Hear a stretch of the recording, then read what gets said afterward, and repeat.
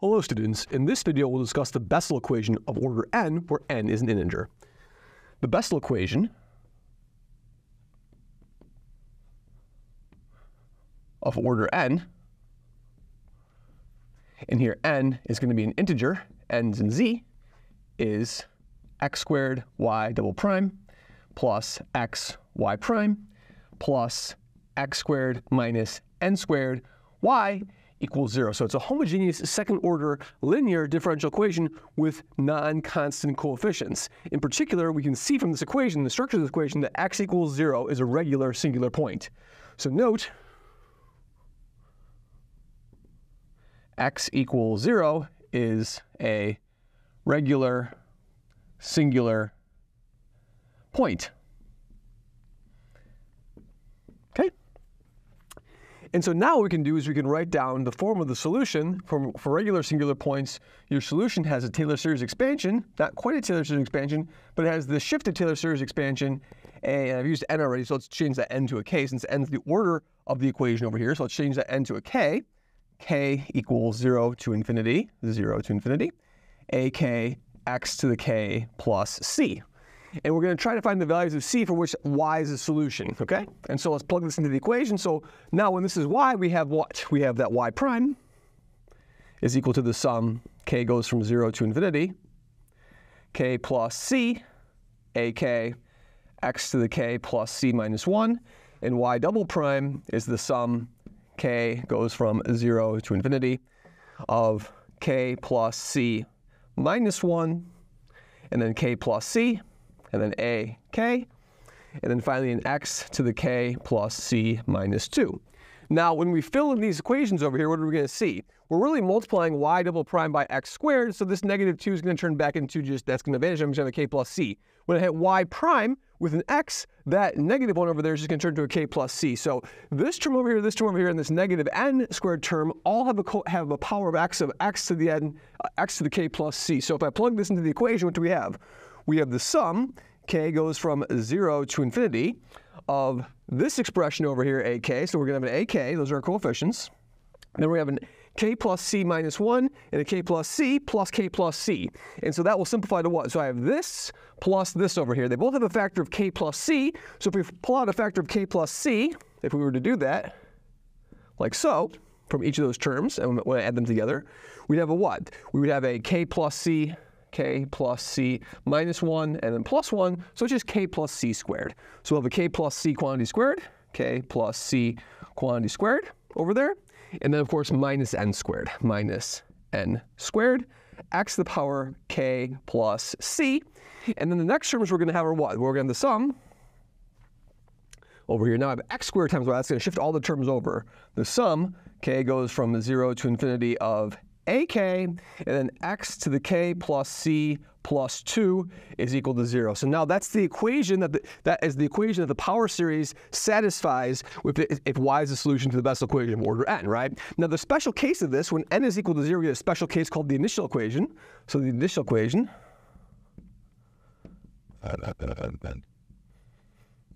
is the first term we're going to see over here. That corresponds to k equals 0. The initial equation, when k is equal to 0, we have c squared minus n squared is equal to 0. Minus n squared is equal to 0. So that says that c is plus or minus n. And we're in the situation now where the difference of the roots of the initial equation differ by an integer, which means that they're going to generate a logarithmic solution as the second linearly independent solution to this equation. But right now, we'll focus on just one linearly independent solution to this differential equation. So I'm going to choose c equals n for us. So when c is equal to n, that's the choice we'll make. So that's going to simplify now. So this expression over here just becomes what? This is going to become a k plus n squared minus n squared when we choose c equals n. And then what will that simplify to? That's going to be a k plus n plus minus n, right? So it's going to be a k plus 2n and then just a k, right? Times k. So that's going to be the number over there. Great, so now we can relate the coefficients once I shift this second sum over here down, right? So this first sum stays the same. It's the sum, k goes from 0 to infinity, of ak, and then times the quantity k times k plus 2n. Great. X to the k plus c, and then plus the sum, and now k is going to go from what? I'm going to subtract 2 down over here, so I need to subtract 2 from this exponent over here, so I'm going to add 2 over here, right? So if we add 2 over here, k goes from 2 to infinity. We have to subtract 2 over here, so I have a k minus 2, and then subtract 2 over here from k, so I'm going to have x to the k plus c like that is equal to 0. And now I have the same order exponent, so I can equate the coefficients. So what's going to happen over here is a0 is going to be arbitrary in this, so a0 and a1. So a0 is for us to choose, and a1 is going to be 0 because there will be no 1 term over here, so the a1 term is equal to 0.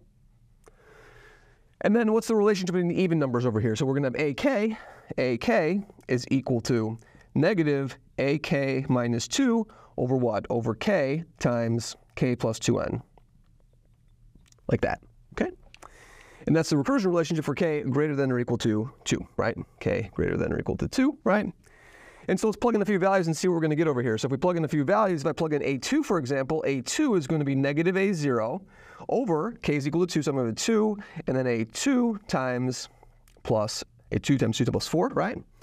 So let's do a4. a4 is going to be what? It's going to be negative a2 over k is equal to 4 in this case, right? So we're going to have 4 times 4 plus 2n.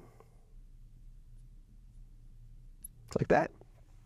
And we're going to see there's lots of factors of 2. So this suggests that we look at the 2n numbers, right? So let's look at the 2n numbers over here.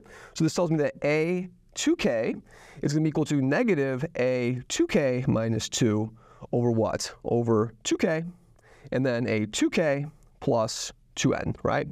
And so at every stage, I'm going to get a factor of a 2 from this expression over here and a 2 from this expression over here.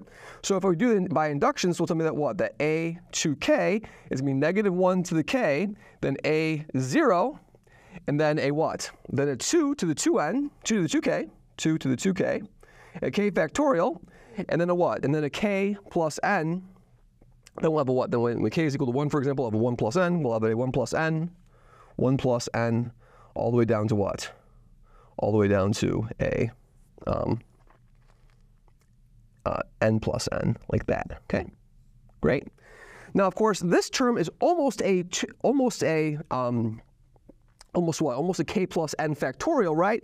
And so we're going to make a special choice of a0 here to make that formula look nice, right? So I'm going to choose a special a0. So if we choose a0 to be 1 over 2 to the n factorial for the special choice of a0 over here, we'll see that a2k is negative 1 to the k over 2 to the 2k plus n, k factorial, and then an n plus k factorial. Then n k plus n factorial, like that. Okay, great. Okay. All right. And so now what we can do is now we can sum this up over here, right? So now we're going to sum this, and so that tells me that my function, my jn, it has the following form. So my jn of x is defined to be the sum.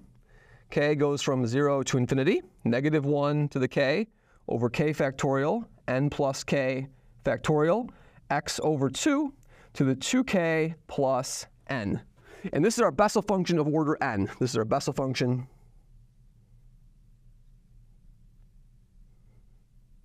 of order n. Excellent. One thing to observe about this Bessel function of order n is if, for example, I was to plug in at j of negative n, we'd see there's a relationship between j of negative n and j of n are linearly dependent on each other. So j of n and j of negative n are linearly dependent, which means that I need to find another solution, a second linearly independent solution, which will involve a natural logarithm. So the second linearly independent solution of the Bessel equation of order n, where n is an integer, is going to have a logarithm, so it's going to be undefined at the origin. So when we're solving boundary value problems, we're going to know that the second linearly independent solution blows up at the origin, which means that we're going to usually, typically for physical problems, exclude that solution from the solution of boundary value problems. Thank you very much.